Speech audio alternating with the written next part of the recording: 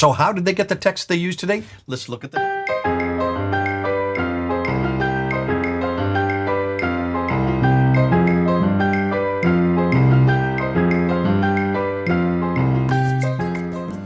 The text that they use today is called the Hafs text. And that was chosen by this character, Muhammad ibn Ali al-Husayni al-Haddad, in 1924 there in Cairo, because they had a dilemma in the high school. The high schools were asking for standardized texts on the Quran, and student after student after student, whenever they asked for this verse or that verse to answer a question, they were giving different verses that didn't have the same meaning. And of course that caused a dilemma. How can you have standardized tests if people have different answers? So they went to Muhammad al-Husayni to say, could you choose one of these 30 official texts that had been chosen by Ibn Mujahid in 936, had been chosen, 14 had been chosen by al-Shatibi in 1194, and another 6 were chosen by al-Jazari in 1429. That's 15th century, that's 800 years after Muhammad. Muhammad Ali Hussein chose the one that the Ottomans had chosen. So he chose the Hafs text. That was the only reason. He should have chosen one from Medina or Mecca. He forgot to do that. He chose one from Kufa that was written in 796. So that was written in 796 for the schools in Cairo that the dilemma had been eradicated. They now had a text they could use.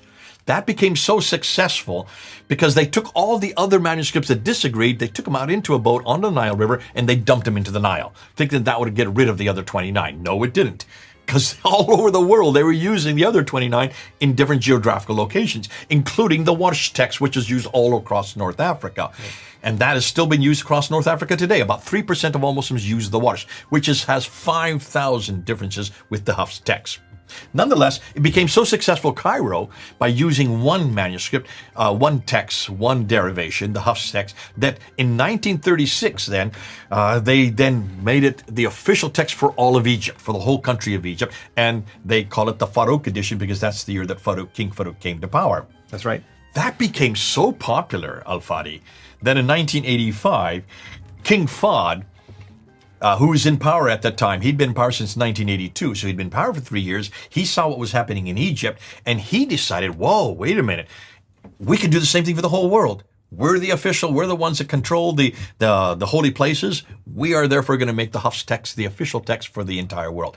Why didn't they make the official text that came from Mecca and Medina? And what text are we talking about there? I'm just going to go and show it. If I bring that up, there's the 7 readers, here's the 14 transmitters, and there are the 6 qira'ats.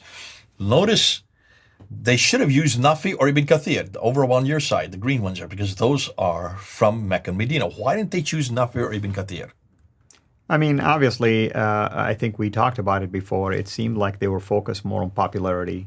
Absolutely. Yeah. It had nothing to do with authority. No one even opened one page to read one word or one sentence. They just chose who was the most popular, and Hafs was the most popular because the Ottomans had chosen. That's what it comes down to. The book we're using today was chosen in 1987, which means both you and I are older than the Quran. Amen to that. Thank you, brother. Thank you, everyone. Till next time, have a blessed day.